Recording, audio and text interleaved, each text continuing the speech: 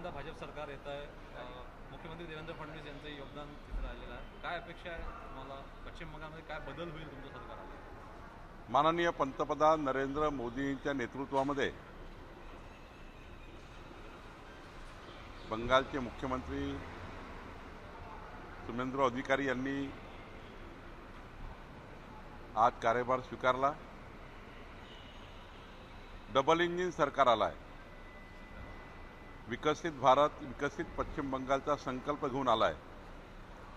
जनतेने विश्वास दाखवला आहे आणि मला विश्वासाने सांगायचं आहे की जो काही मॅन्युफॅक्चरो जाहीरनामा बंगालच्या निवडणुकीत आम्ही जनतेला दिला आहे त्या जाहीरनाम्यावर आमचं सरकार काम करेल, जनतेचा विश्वास संपादन करेल आणि माननीय पंतप्रधान मोदीजींनी सुशासन हा जो अत्यंत महत्त्वाचा नारा दिला आहे, बंगालच्या जनतेला गुंडागर्दी, अराजकता, जंगलराजपासून सुटका मिळेल आणि एक खरं रामराज्य त्या ठिकाणी स्थापन होईल.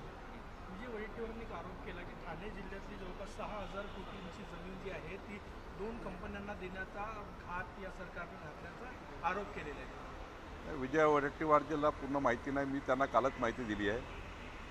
खरं तर 99 वर्षाची लीज, 999 वर्षाची लीज आहे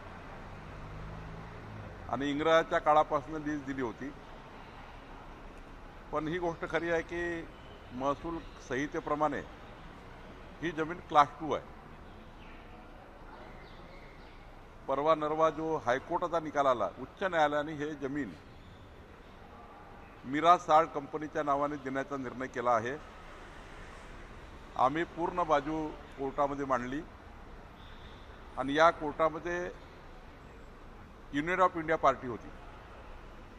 आम्ही त्या ठिकाणी आम्हाला आमच्या वर्सेसची केस होती आणि त्यामुळे मला असं वाटतं की ही जमीन तेव्हाची राज्य सरकारची आहे. मग राज्य सरकारची जमीन ही लीजवर दिली होती आणि लीजवर दिलेली जमीन ही कुठलीही मालक होऊ शकत नाही. उच्च न्यायालयाने वारंवार आम्ही त्या ठिकाणी मांडलं पण आमचं म्हणणं ऐकलं नाही. आम्ही आता सुप्रीम कोर्टात जातो आहे. पण ही जमीन शासनाची आहे. ही जमीन खाजगी मालकाला आपण देऊ शकत नाही. उच्च न्यायालयाने त्यांचा निकाल कुठल्या आधारावर दिला याचा अभ्यास आम्ही करतो आहे आणि अभ्यास झाल्यानंतर पण ही मी आज या ठिकाणी आवर्जून सांगेल की महसूल संहितेप्रमाणे ही जमीन क्लास 2 आहे. या ठिकाणी संजय राऊतजीशी मी काल बोललो, माननीय वडेट्टीवारजीशी बोललो आहे. त्यामुळं आम्ही सर्व मिळून शेवटी ही जमीन काही आत्ता बावनकुळेंच्या काळात किंवा देवेंद्र फडणवीसजीच्या सरकारच्या काळात ही काही त्यांना अलॉट केली नाही आहे. 999 वर्षाची लीज आहे. 100 वर्षापूर्वी त्यांना ती जमीन देण्यात आली होती आणि त्यातनं ती लीज सबलेट करण्यात आली. मोठी हिस्ट्री आहे. पण यामध्ये आम्ही कोणाला सोडणार नाही. आम्ही सुप्रीम कोर्टात जातो आहे. त्यांनी इशारा दिलाय की राज्य सरकार कोर्टात नाही गेली तर आम्ही सुद्धा जाऊ. इशारा का दिला मला माहिती नाही. राज्य सरकार तत्पर आहे. राज्य सरकारने अभ्यास केलेला आहे. राज्य सरकार सुप्रीम कोर्टात SLP टाकणार आहे आणि ही जमीन सरकारचीच आहे याबद्दलचे पुरावे आमच्याकडे आहे. आम्ही ते पुरावे सुप्रीम कोर्टाला देऊ. निदा खान प्रकरणामध्ये TCS प्रकरण जे झालं होतं, निदा खान सापडली पण निदा खान कुठे होती एवढे दिवस? काही ठिकाणी काही स्थानिक लोकांनी तिला मदत केली. या प्रकरणात राज्य सरकारकडे काय माहिती आहे आणि ज्या लोकांनी आश्रय दिला त्यावर कालच माननीय देवेंद्र फडणवीसजींनी याबद्दलचं अधिकृतपणे आपल्यासमोर सांगितलेलं आहे. समन्वय समिती स्थापन झालेली आहे, मंत्र्यांची समन्वय समिती आहे, मात्र प्रदेशाध्यक्ष नसल्यामुळे काही प्रश्न पण उपस्थित केले जातात. राज्य सरकारमध्ये माननीय मुख्यमंत्री एकनाथजी, सुनेत्रा पवारजी यांनी तिन्ही सरकारमधल्या 3 महत्त्वाच्या पक्षाच्या समन्वयाची ही मंत्री गटाची एक निर्मिती केली आहे. हा मंत्री गट आहे.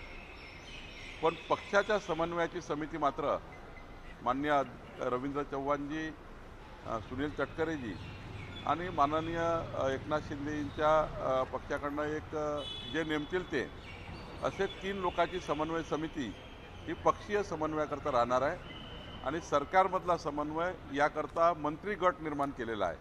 त्यामुळं याचा त्याचा काही संबंध नाही, त्याचा काही संबंध नाही. कुणी असा अर्थ काढू नये की प्रदेश अध्यक्ष यात का नाही आहे. त्यामुळं पक्षीय लेवलचा समन्वय वेगळा आहे. सरकारच्या लेवलला एक मंत्री गट तयार झाला आहे. अवकाळी पाऊस काल काही ठिकाणी झाला, राज्यात अमरावतीत झाला, गोंदियात झाला, काही ठिकाणी झालं, नुकसान झालेलं आहे. महसूल विभागाचे काही आदेश आहे का सर? महसूल विभागाचे स्टँडिंग ऑर्डर आहे. कुणाही तहसीलदार, ADOनी, कलेक्टरनी वाट पाहायची गरज नाही, वाट बघायची गरज नाही. स्टँडिंग ऑर्डर आहे की NDRF, ADRFच्या नियमाप्रमाणे शेतकऱ्यांना मदत करा. जसा त्या ठिकाणी अवकाळी पाऊस पडला तातडीनं पंचनामा केलाच पाहिजे. आता सरकारच्या वेगळ्या आदेशाची गरज राहिली नाही. जशी अवकाळी पाऊस पडला जिल्हाधिकारी, ADO, तहसीलदार, कृषी अधिकारी यांनी तातडीनं सर्वे करायचा आहे आणि SDRFच्या, NDRFच्या नियमाप्रमाणे मदत करायची आहे. 10वीच्या निकालामध्ये 94,000 विद्यार्थी मराठी भाषेत नापास झाले. उलट गुजराती भाषेचा निकाल जे आहे ते 100% लागलेला आहे. नाही, मराठी भाषेचा निकाल 100%च लागला पाहिजे या मताचा आम्ही सर्व आहोत. त्यासाठी सरकार काम करत आहे.